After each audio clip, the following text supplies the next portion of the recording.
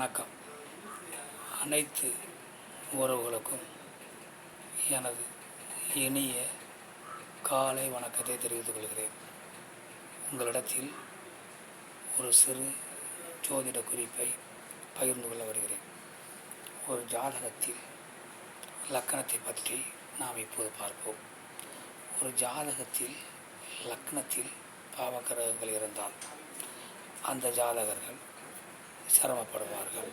முன்னேற்றம் என்பது தடைப்படும். அவர் ராகு பகவான் இருந்தால், கேது பகவான் இருந்தால், சூரிய பகவான் இருந்தால், செவ்வாய் பகவான் இருந்தால், சனி பகவான் இருந்தால், இப்படி இயற்கை பாவர்கள் இருந்தால் அந்த ஜாதகர்கள் சிரமப்படுவார்கள். வாழ்க்கையில் முன்னேற கஷ்டப்படுவார்கள். அவர்கள் வாழ்க்கை என்பது எப்பொழுதுமே போராட்டமாக இருக்கும் என நாம் எண்ணிக்கொண்டிருப்போம். அப்படியெல்லாம் ஒன்றுமில்லை.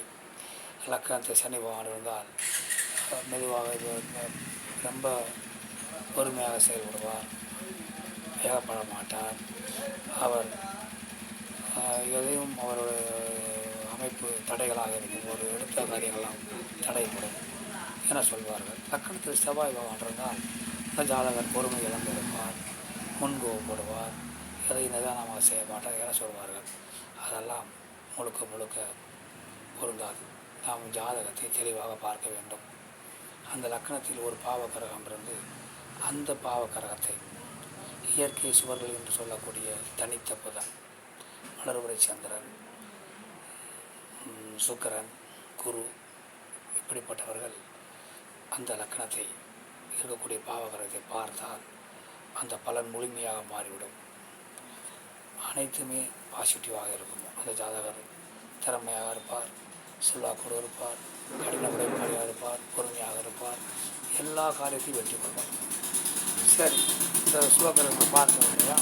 லக்கண சுபங்களை நாம் பார்க்க வேண்டும். லக்கண சுபர் என்றால் யார்? லக்கணாதிபதி, பூர்வ புண்ணியாதிபதி, பாக்கியாதிபதி, அதாவது 1, 5, 9 இவர்களில் யாராவது ஒருவர் அந்த லக்கணத்தை பார்த்தாலும் அந்த ஜாதகர் பெரும் முன்னேற்றத்தை சந்திப்பார். அதனால் ஜாதகத்தில் எடுத்தவுடன் லக்கணத்தில் சுபக்கிரகம் இல்லை, பாவக்கிரகம் இருக்கிறது, ஜாதகர் முன்னேற்றம் அடைய கஷ்டம் என சொல்லிவிடக்கூடாது. 1க்கு 100 முறை ஜாதகத்தை ஆய்வு செய்ய வேண்டும். பின்புதான் பலன் கூற வேண்டும் என கூறி மற்றவற்றை நாம் அடுத்த வீடியோ காண்போம். நன்றி, வணக்கம்.